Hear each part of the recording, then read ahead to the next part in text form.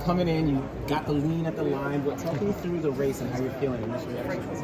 Yeah. So I felt really good a lot of the race. I feel like I was in a comfortable position and where I wanted to be and wasn't like, really fighting or anything for it. So I was really relaxed and that was great. And I think kind of coming into like that last 600, 400 realm, I wasn't like exactly where I wanted to be to fight for first. Maybe fight for a medal, but I feel like I should have been a little bit higher to really be able to strike and actually fight with Josh at the very end. Because I had a really great finish. So, still, I'm really proud of what I did and just happy with what I accomplished.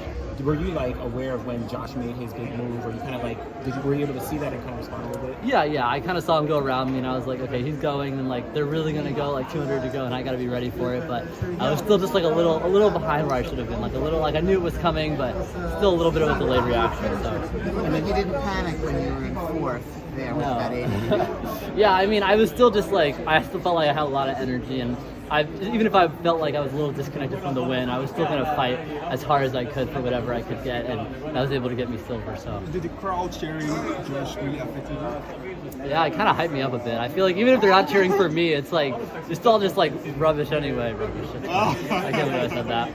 But it's all just noise, and that really just hypes you up in that last part of a race. So I was using it to excite me along. I kind of imagine they're cheering for me, Maybe you didn't need the box check, but it's nice to have a global medal on your resume now. No, yeah, 100%. This being my first medal is just so huge. I feel like I've kind of been expected to have one for a long time, but to actually get it in an event like this is still just really amazing, and I'm just really happy about it. How does it see Ellie win? I saw that she did win. I didn't see how or anything like that, but I just there's a little TV on the call room, and I was like, oh, she won, nice. And anticipated Paris, yourself, Josh, Jakob, how does this build up towards Paris for you? How does it build up? Yeah, so I think the big decision for the 3K was just not get too sharp for the 15 at this point in the year, and just to be able to maintain a lot of base training. And I just feel like being able to run an event that's I don't really like the 5K at all, but the 3K is a happy medium sort of, to where I feel like it's built to what I'm really strong at, but also has a lot more fastness to it. So it's all just being able to race more against a world-class field. Also, it's just really important for me to get as much experience of that as I can before the Olympics, and just be able to be where I want to be when I need to be there.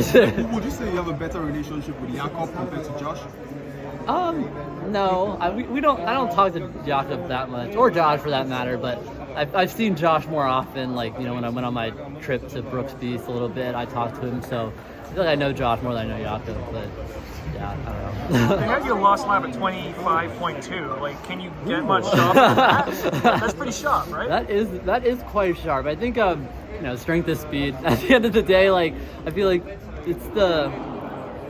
Yeah, I don't know. I guess I was really fast, but still, it's really exciting, really fun, and I'm still not at the sharpest I could have been. If I was training for a 15, it'd be a little different, more maintaining a fast speed, because I don't run 1500s tactical anymore. 3K is okay, 15. Yeah. Does this feel any similar to Budapest in that you weren't quite where you wanted to be when you're kicking the last lap or so?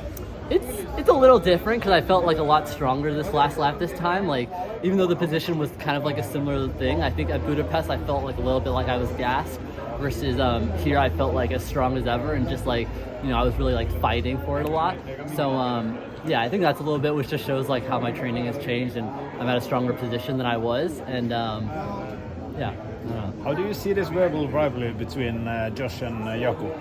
It's very exciting. I kind of like to be. This is my ideal scenario, because I kind of get to be on the outside of it. I don't really I don't think they're really paying attention to me, now that they need to be, because I'm not I don't know, fighting for a world gold, but Are you having your popcorn, or do you root for one of them, or? I guess the popcorn option. Yeah, I feel like I said, I know both of them about the same, just Josh a little bit better, but I feel like I think they enjoy it a little bit. That's what I think. I feel like they both are doing it kind of in good fun, and I'm happy to see it. It makes the sport exciting, which is all you can ask for. So. You say Closely are you following what Yared is doing now going into the Olympics? I have not been really following what he's been doing, but I hear he's running again and doing well, so that's really good to hear. And you know, I feel like it wouldn't be the same if he wasn't like, you know, healthy and ready to go at the Olympics. I feel like, you know, when you win that gold, you want to win it like no ifs, ands, or buts, like everyone there and everyone competing for it.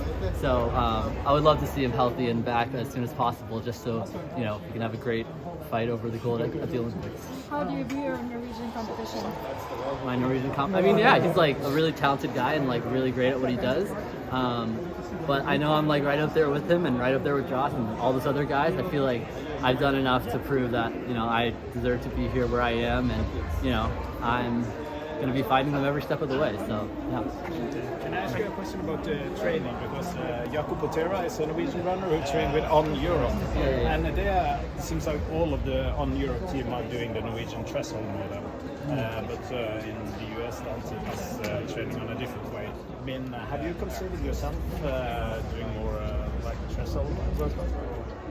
Not really. I'm not a huge fan of threshold in general, as people will tell you, but I know it's important and you have to do it, so, you know, yeah, I will do it as my coach instructs. But I feel like at the end of the day, you know, I trust my coach to do what's right for me.